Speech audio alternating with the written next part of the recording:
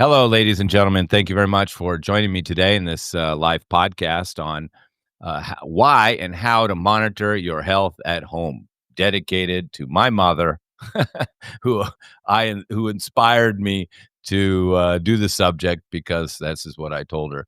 Now, of course, my mother's 89, and the older you get, the more serious you should be about monitoring your health. But everybody can should be monitoring their health. Um, and we're going to talk about simple ways you can monitor your health at home. I just see too many of my patients just waiting until they show up at the doctor's office and then discovering, they have kidney failure, high blood pressure, or diabetes. When there's, of course, we can measure these on a regular basis and have an idea what's going on. And even myself, I've measured my blood pressure often, and I have the little cuff. I leave it right on the desk. You can see it's a real old one. Somebody said I should get a new one. They said, "That's really old." I go, "Yeah, I've had it a long time." But I just leave it on my desk, and sometimes I'm just watching video or something, and I put it on. But I find it interesting when it goes up. So you learn by monitoring your own blood pressure and your blood sugar. You can understand what's happening. So, of course, I like to joke around. My ex-wife called me, and that usually shoots up my blood pressure. So while I was talking to her, I wanted to measure my blood pressure, and sure enough, it was 25 points higher. And then after I hung up, it came right down. But you can see that certain things in life can affect you.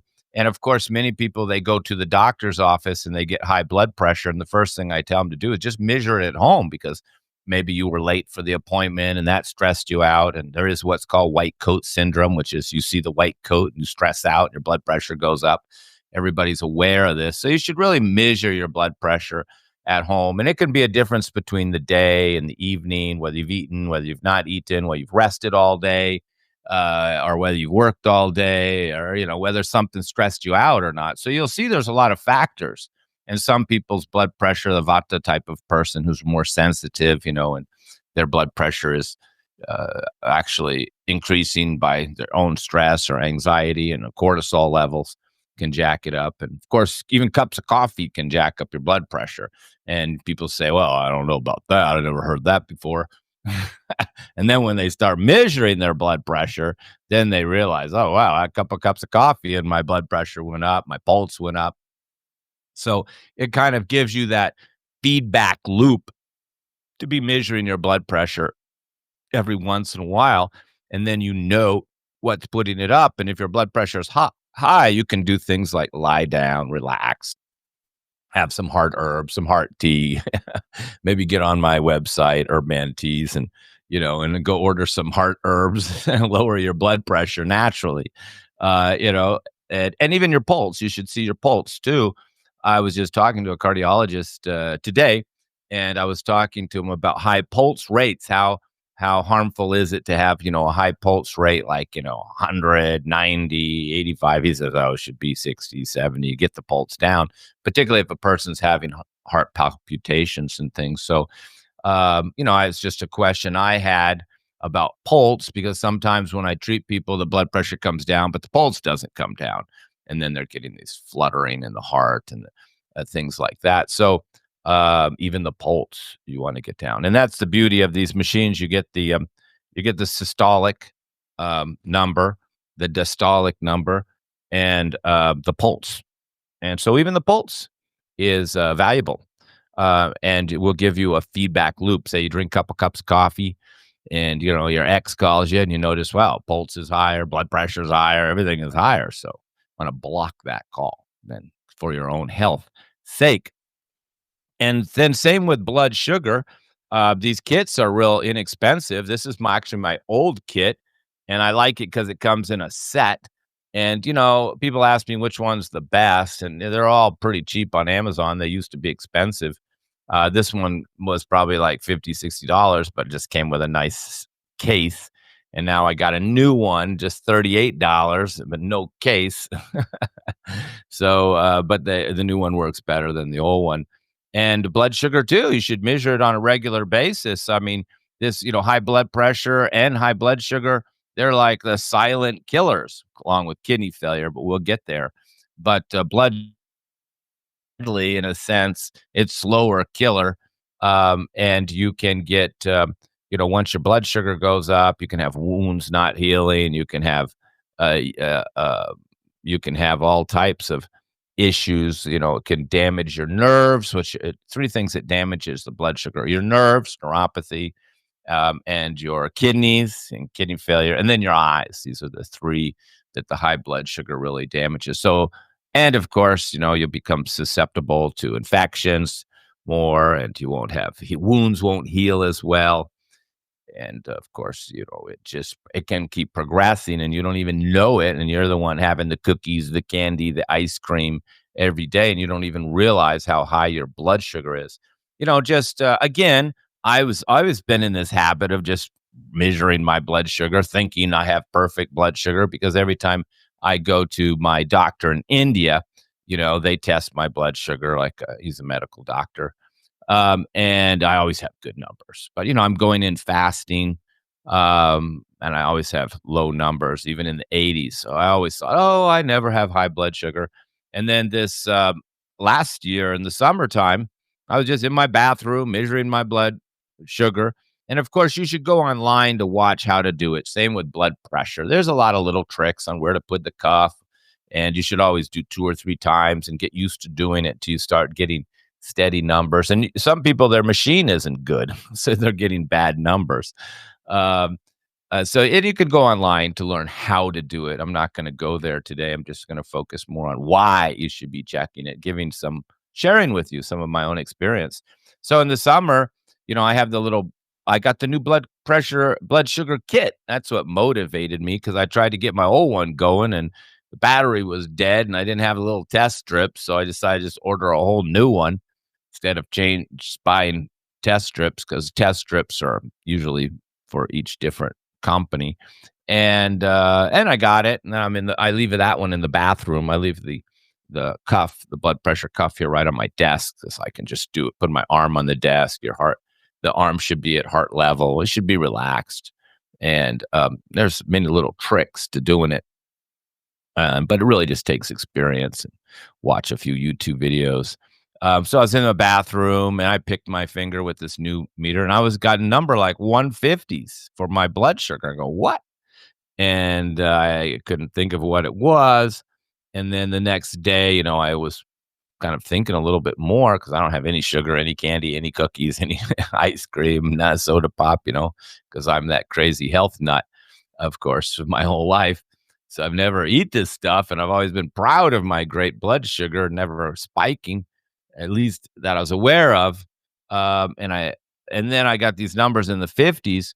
So then the next day, I was drinking this coconut water. It was, it's only got 15 grams of sugar in it. It's a big old bottle, but then that says 15 grams for like 6 servings, and I'm drinking the whole bottle, that whole jug. I'm just gulping it down. Sometimes I was even doing more than one. So then I realized it's actually 15 times 6, how many grams of sugar. And so I said, oh man, I better stop that. It's the only thing I could think of was these coconut water drinks that I was gulping down in the day to stay hydrated, and it was working great. I mean, it felt good. I was putting them in the fridge. I was drinking them cold. I'm outside sweating in southern Texas, drinking my coconut water like my neighbors are drinking beer. And I never had alcohol. And alcohol also mess with your blood sugar, by the way. But so then I decided to stop that. And then I kept measuring my blood sugar and I was still getting numbers 130, 140. It really took a little while to come down. So I still learned. And of course, that's because it's not just the blood sugar, it's insulin resistance. So I was starting to develop some insulin resistance. And that's why it took a little while to even respond. But I mean, it was a wake up call for me because I was chugging down those things for months and it took a couple weeks to get it down. And then once I got down to lower numbers again, then I just had like a glass of this coconut water and diluted it down. And then I was checking, each day to see if that would jack up my blood sugar. And it didn't, because I'm exercising, I'm outside, so I'm sweating. So I think um, some of that cane sugar is not a problem. But when you're drinking the whole bottle, has like 90 grams of sugar. I mean, soda pop is like 45. So even though it's cane sugar, it's not high fructose corn syrup, which is even worse.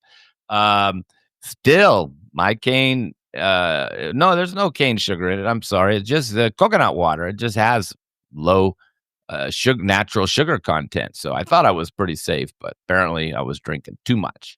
So, that's another way that if you start measuring your blood sugar, you want to catch these conditions early.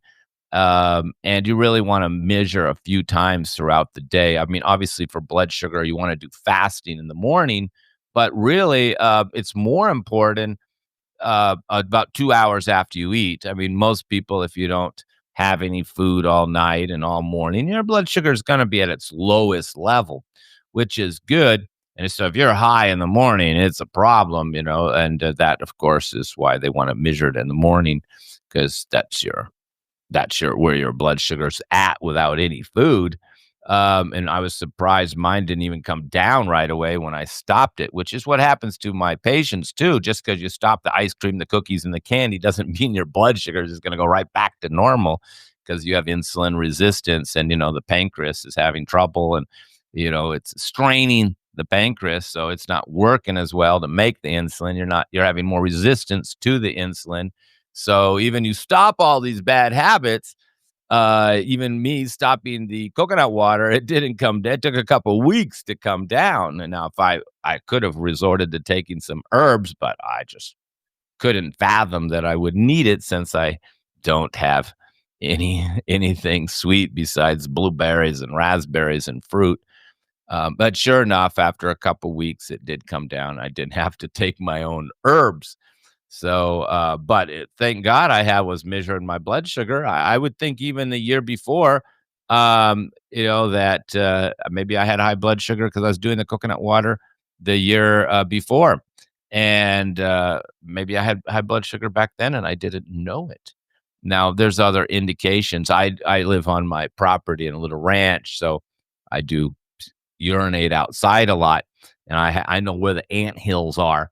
So I always like to urinate on the ants, because that's what they used to do in the old days. They poured a urine on the ants and see if the ants would eat it. So I was kind of testing my blood sugar, and I have to admit, when I'd urinate in the morning, sometimes I just put my finger through the urine, so it was a little urine on my finger, and I would taste it, because if it's sweet, you got high blood sugar. So that was my, crude way of keeping an eye on my blood sugar, was tasting it every once in a while, peeing on ants and seeing if they went for it.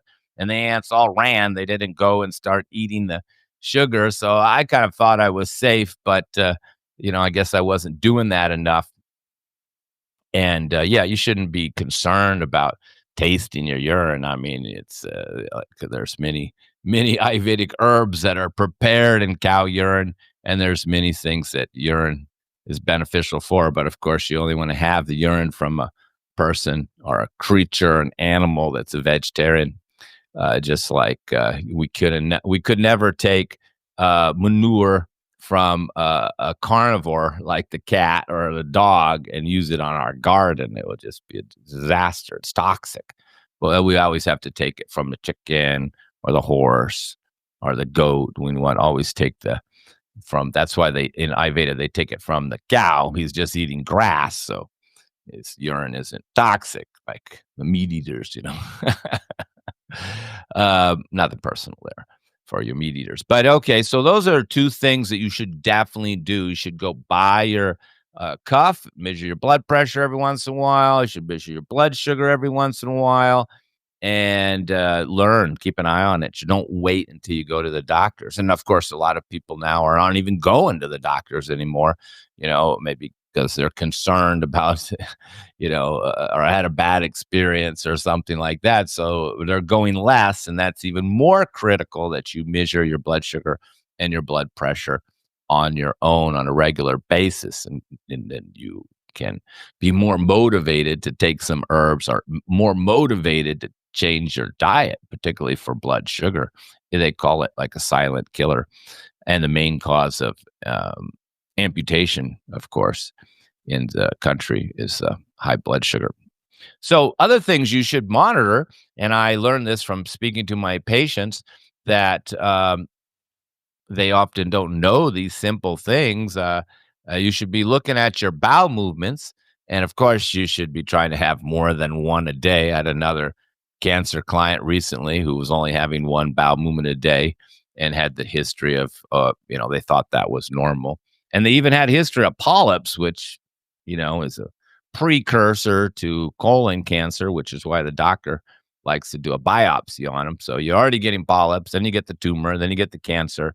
And another reason you want to keep the bowels moving, and another reason you don't want to have too much animal protein due to the waste of it is so toxic, and it's got no fiber, and this can, people who are vegetarian eating a lot of legumes and whole wheat grains, they're not going to have the constipation, and they're not going to have the colon cancer, and they're not going to have the putreated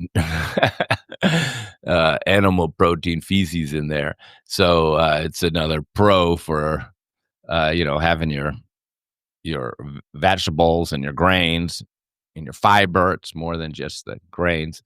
But so you should be keeping an eye on. You can tell a lot from your bowel movements.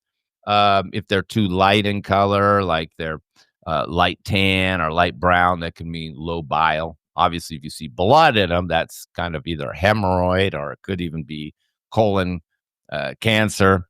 It could be ulcerative colitis. So, probably want to go get that checked if you see blood in your stool, unless you're 100% sure you have a hemorrhoid or maybe a fistula, both of which are treatable.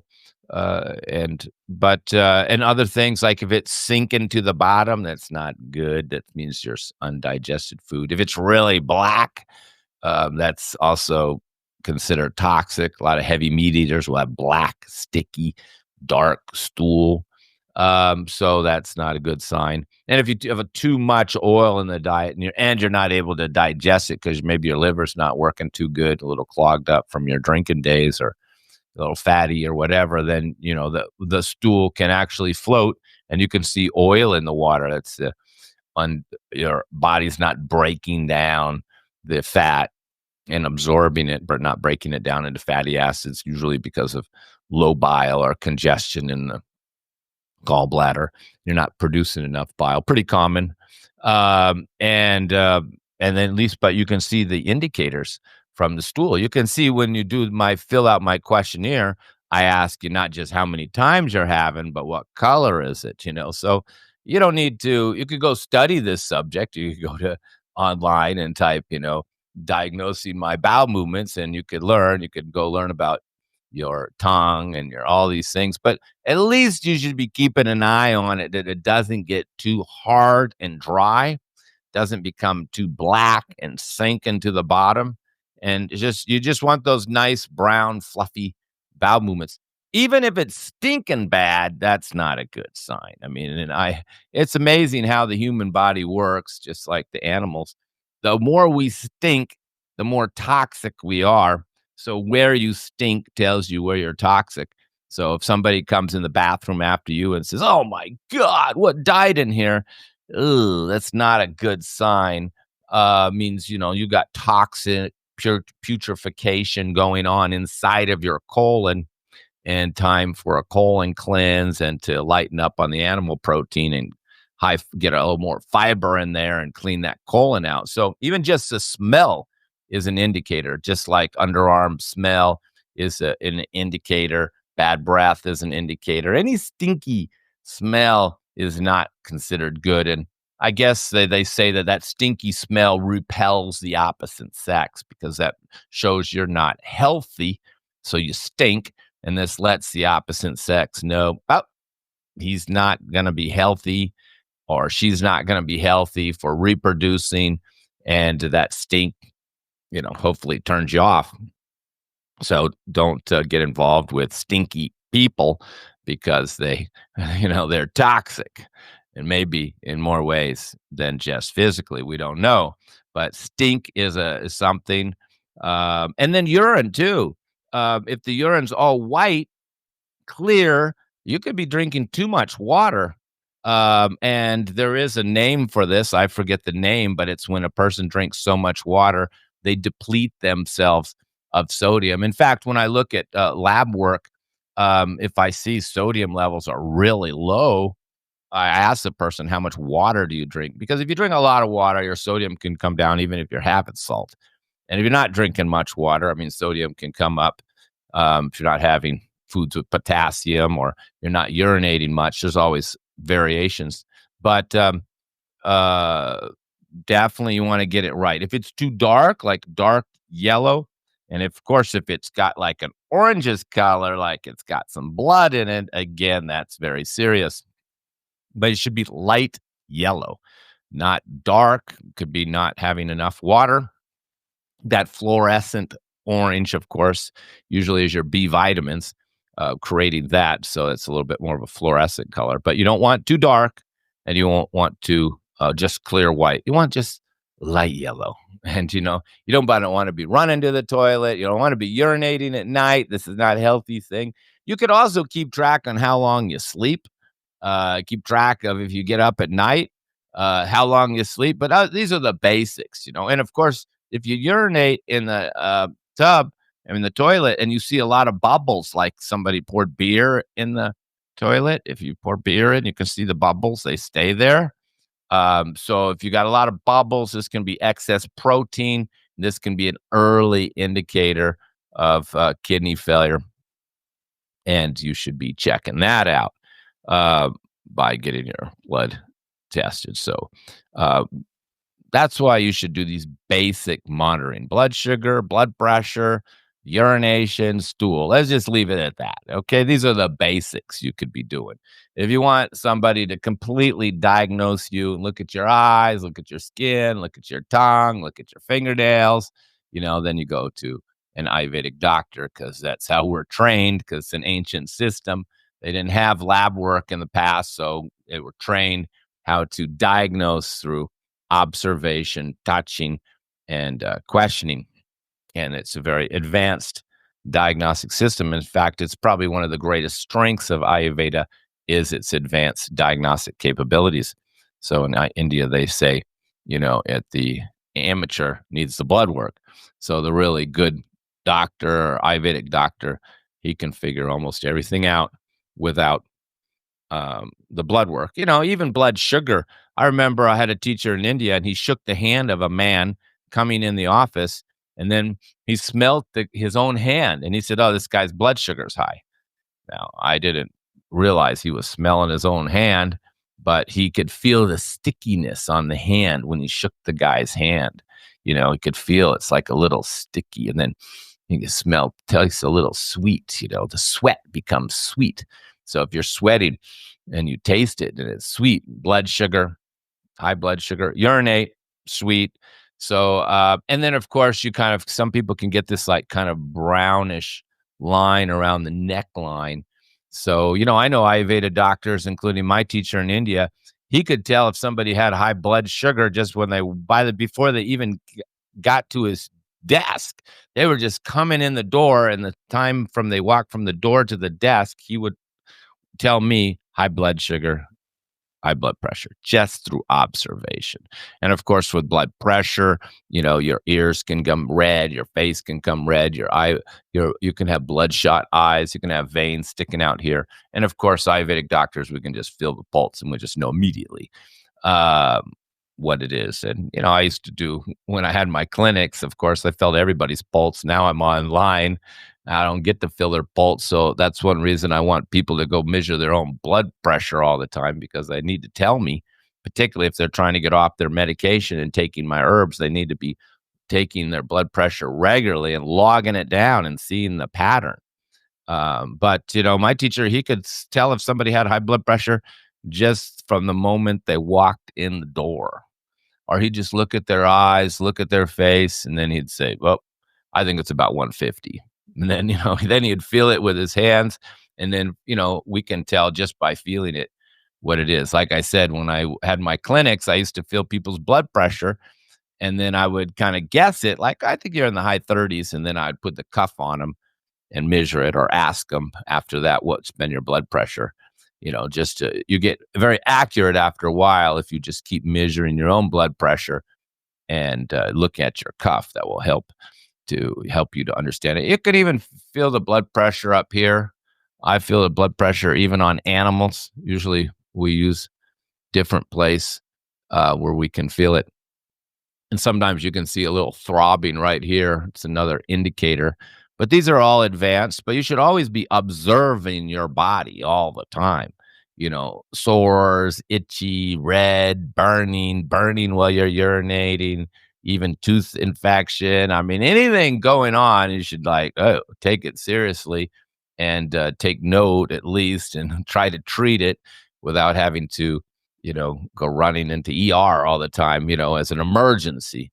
And more sooner you treat things, the better. Unfortunately, most of my patients, they come to me, after they've had a problem for decades and it's more advanced. And sometimes people, they don't go to the doctor for months, years. And then when they do go, they find out their blood pressure is very high. And, it's called the silent killer. It's very, very important to have a better idea of your health. And of course, if you're going to be my patient or you are my patient, I can see many names I recognize here, then you should be measuring your blood pressure and your blood sugar before you do the appointment with me and give me this information, at the time of the appointment. And if these numbers are high and you're like, oh my God, I didn't know my blood pressure was so high, you should do an appointment and just not, wait 3 months until you get your doctor's appointment. And try to start on it right away. Obviously, the sooner you treat a condition, the easier it is to reverse it. Okay, so I hope I motivated you to monitor your own health better. Maybe keep a little log, write down your blood pressure, your blood sugar in a little book, and just keep a little log of it. And you may see patterns. You may see when you do certain things or certain days or certain things happen in your life. You may see the blood pressure go up. Maybe when you go out to eat with your friends, you go out and party with your friends and have alcohol, you come home, you measure it. Oh my God, my blood sugar's through the roof. And all you did was have a couple beers. Maybe that's something to motivate you to make a change. Many people don't know what's increasing their blood sugar. And of course, now they have the patch. You can just put the patch on and you can see your blood sugar right in your app. And this is really good because as you're eating, you can watch it right on your own phone. And then people, they tell me, oh, I ate this, it went up. I ate this, it went up. You don't have to research. You don't have to study. Nobody has to tell you. You can see it right on your own phone. People were afraid to have grains. And I said, no, just put a little ghee with it, put some butter with the grains. And they go, hey, that worked. I put like a tablespoon of ghee with my oatmeal and it didn't spike. That's right. You add the fat. You add the fat to stabilize the grains. You don't need to eliminate the grains. You just got to have the fat in there to keep the blood sugar stable. And some people were just having oatmeal with no fat or no ghee because they were scared of fat. And then they could see that their blood sugar spiked. But when they added a couple teaspoons of ghee to it, it didn't spike. So, this is the best way, the patch, and you can see it live on the app. But I think the doctor has to give you these. But that's really helped people get through high diabetes and recover. It really helps a lot because it's just educating you every day. You go out and drink one beer and you see your blood sugar go through the roof. You kind of don't snack all day and you see it come down. It just educates you really fast. And in the past, somebody'd have to educate you on all this stuff and you'd have to believe it. But now you can see it for yourself, what's, shooting up your blood pressure and how long it takes to come down after it's high. So I hope that motivated you to monitor your own health. And it's your responsibility. I mean, you could love your kids and love your husband or love your wife, but at the end of the day, or I should say many people could love you, but at the end of the day, we all have to take care of our own health as adults, and monitoring it is really one of the first steps, just knowing what's going on. Even your appetite, are you hungry in the morning? When is your bowel movement? Do you wait till the night to have a bowel movement or it's in the morning? You may not know what that means, but you should at least be aware of it and what's happening. If your digestion is weak and you're not hungry, no appetite is not considered a healthy sign. Many of my patients, their appetite starts getting much stronger, but they don't gain the weight. That's the metabolism. So even if you're tired, you shouldn't just drink coffee. You should think, well, what's happening here? Why am I so tired?